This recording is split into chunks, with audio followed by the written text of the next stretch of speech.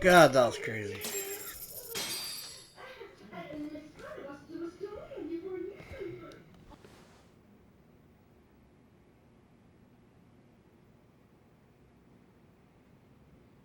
Held on violation of Shinjuku Station's anti-nuisance ordinance, the defendant of this appeal is active duty officer Akihiro Ihara. He was previously convicted and sentenced to 6 months. However, the defense wholly rejects the sexual battery charge and asserts his innocence. The prosecution points to 2 pieces of evidence to prove the defendant guilty. One is the security camera footage from Ikebukuro to Shinjuku Station. The other is fiber traces from the victim's undergarments on the defendant's hand. The defense maintains this was not sufficient evidence to issue a guilty verdict. We have prepared counter-arguments to each piece of the prosecution's evidence. How does the prosecution respond? We maintain the original sentence was perfectly adequate. That is all. Then first, let's examine the security footage from Ikebukuro and Shinjuku Station submitted at the first trial. This is footage of Ikebukuro Station on October 7th at 7:43 a.m. The individual wearing sunglasses and a mask is believed to be the defendant.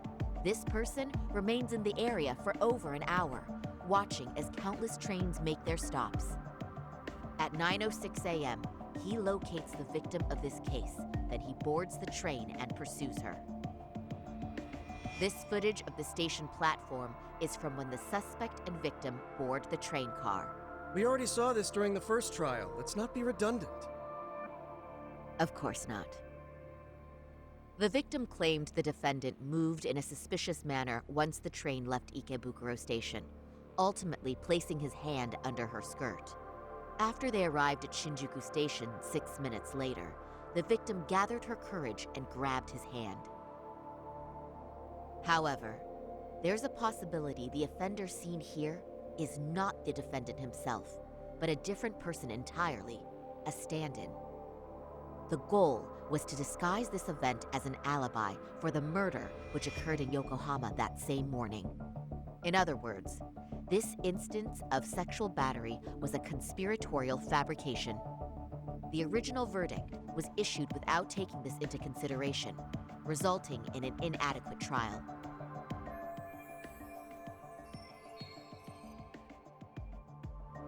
This is merely speculation. The defense has no proof to support these claims. Precisely the issue. Yes, there is indeed no definitive proof that confirms the existence of a stand-in. However, the notion itself cannot be disproved, even with all of the prosecution's evidence. Would you care to elaborate, please? The assailant fled the train and was caught shortly after on the Shinjuku Station platform. Many nearby passengers filmed the scene, which then circulated throughout Japan. The impact may have been greater since the defendant was an active duty officer. There's no mistake that the man apprehended at the platform was the defendant. Upon arrival, station police arrested him and immediately performed a trace element inspection. With that said, there's a very real possibility the offender who ran off the train was an entirely different person, and we have the evidence to prove that.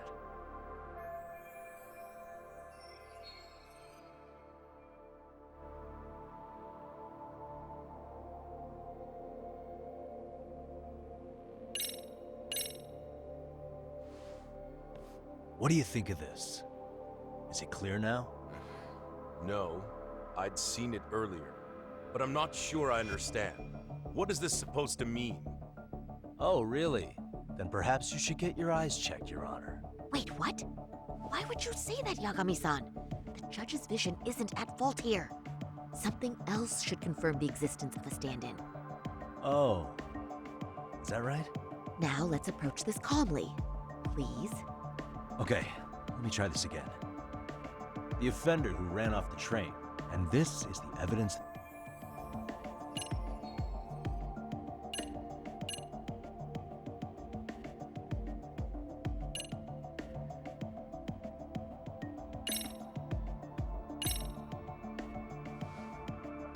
What do you think of this? Is it clear now? No, I'd seen it earlier. Oh, Wait, now let- okay. The offender who and this is.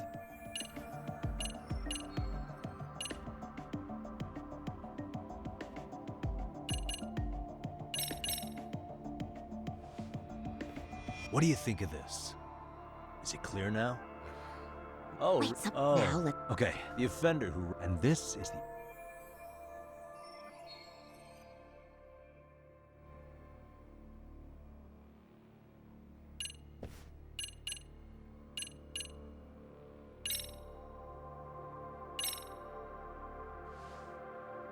What do you think of this?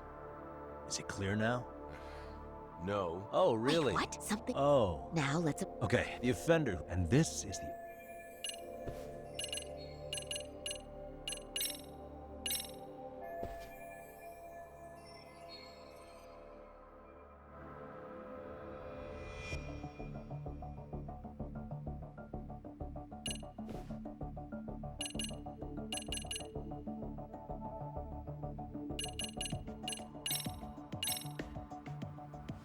If you'll kindly look at this. what is this? Display it on the large monitor, please. Is that a diagram of Shinjuku Station? That's correct, Your Honor. First, the victim and the offender ran onto the platform as soon as the train doors opened. The train car they boarded is here on this map. We've marked the offender's route with an arrow. The lighter areas on the overhead view are within the security camera's line of sight. More people pass through Shinjuku than anywhere on Earth in a single day. It's packed with security cameras. However, this arrow with the dotted line reveals the existence of a small blind spot. That's where the defendant and stand-in swapped places. I see. So you claim this was their opportunity? Yes. As such, I'd like to question the defendant once more over this evidence.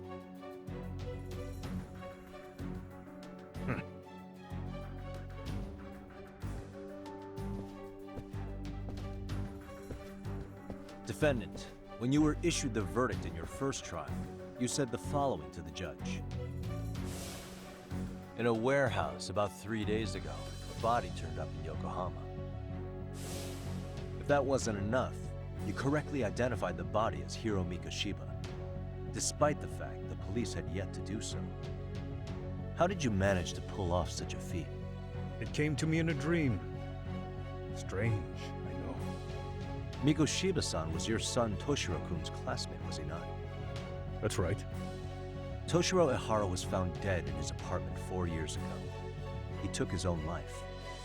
Afterward, the defendant sued the school over Toshiro-kun's suicide. Yes? Ehara-san, can you tell us why you sued the school? There were rumors my son had been bullied. Unfortunately, the court wasn't able to substantiate that claim. And these rumors were discovered on the internet? They were. Of the bullies mentioned, Mikoshiba-san's name was among them. Were you aware of this? I was. Would you say you harbored murderous intent against Mikoshiba-san? Objection. The defense's question is irrelevant. This case is to examine whether or not sexual battery took place. Also, the Kanagawa police are actively investigating Hiro Mikoshiba's murder. The courtroom is no place for baseless speculation. How does the defense respond? The timing of the battery incident makes this case an alibi for Mikoshiba-san's murder. We believe there's a very relevant connection. Very well. The prosecution's objection is overruled. Please keep it brief. Just as soon as the defendant answers the question. Did you harbor murderous intent for Hiro Mikoshiba? Of course I did. In other words, Your Honor, it goes like this. On the day Toshiro-kun's bully, Mikoshiba-san, was killed, the defendant set out to synchronize the murder with sexual battery. It became his alibi for the murder, and the prosecution and the court all but approved it. A 6-month sentence for sexual battery and getting away with murder. That's all the motivation the defendant needed to fabricate this elaborate scheme. His stand-in groped his accomplice, and then they swapped places before getting caught. It's all entirely possible. Then the defense should present some evidence to prove it. Wrong. That's not how this works, is it? The prosecution bears the burden of proof in criminal cases. If we go through all the evidence and discover the possibility no groping took place, then it's on the prosecution to refute that. Fine. Have it your way. The defense's argument about the security camera's blind spot is flimsy at best. While the defendant was running, his female victim was chasing after him. Surely the victim would have seen if he had switched places with a stand-in. Yet the victim provided no such testimony. The victim, Yui Mamiya, was an accomplice in the scheme. Objection! This is an insult to the victim. Such claims harm the integrity of all women.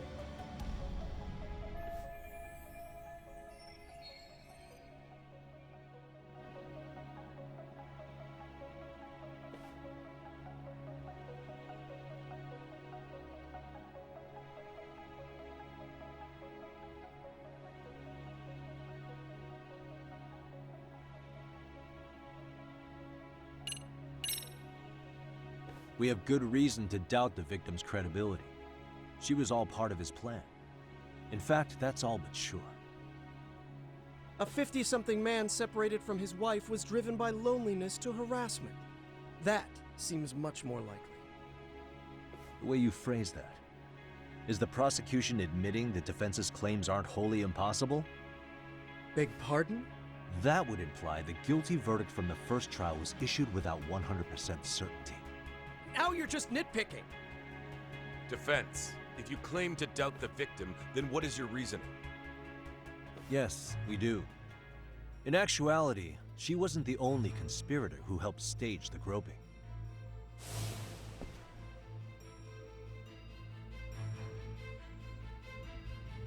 The bystander who captured the defendant, the witness who recorded the incident on his smartphone. Both men, in conjunction with the victim, were classmates from the same high school.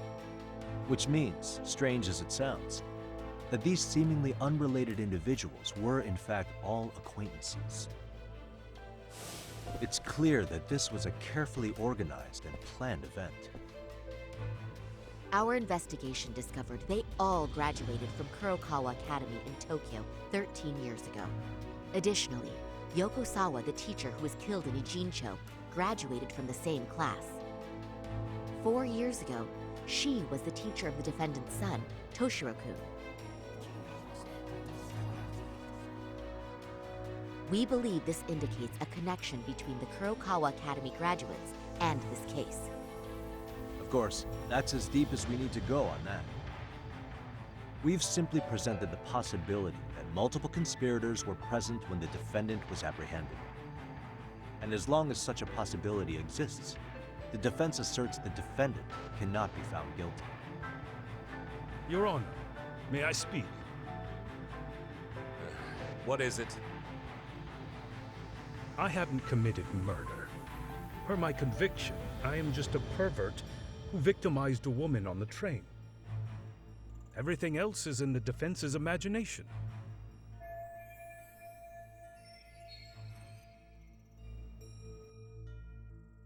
Defendant, why did you agree to this appeal then? You can ask my lawyers that. I simply didn't stop them. How does the defense respond? It's just as the defendant says. However, we believe his recollection may be a bit fuzzy. To refresh his memory, I'd like him to take a look at some footage. Will you permit this, Your Honor? Now what? But please, don't display this on the large monitor. We shouldn't shock the public. It's footage of a murder. Excuse me, wasn't that denied as evidence? As I said, this is solely to refresh your memory. It's up to the judge whether or not we show it. Please proceed.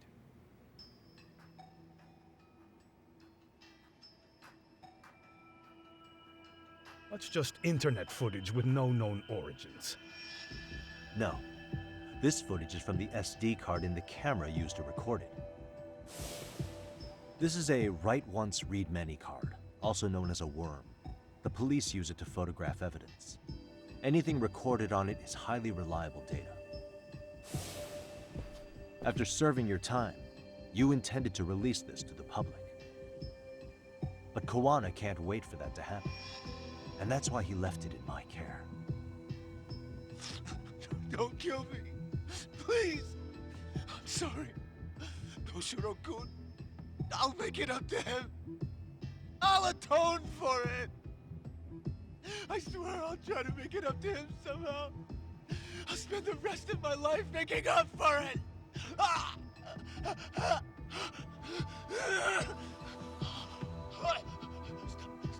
Stop it! Stop it! Stop it! Stop it! Stop it!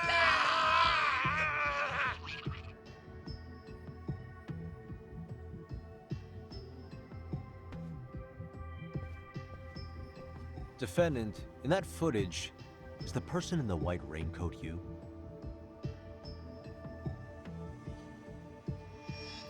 You could say it looks like me.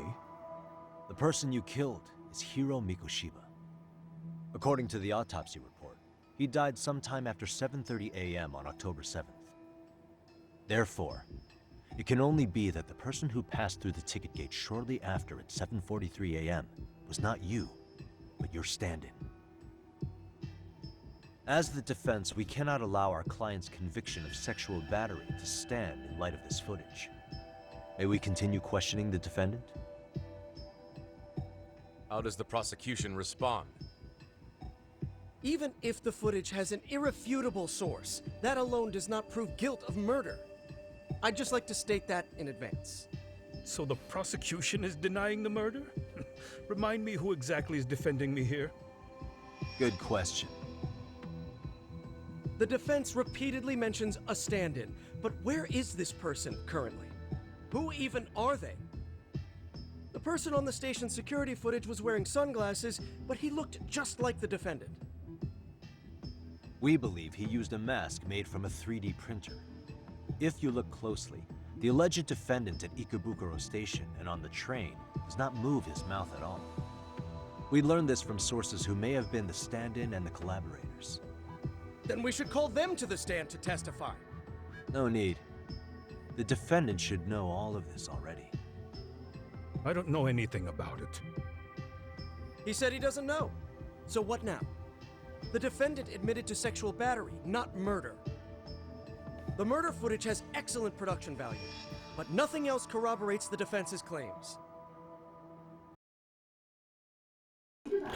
Hold on, guys. Okay, hold on, guys. I'm gonna cut this video real quick, and I'll be right back with you. All right. So just hang tight.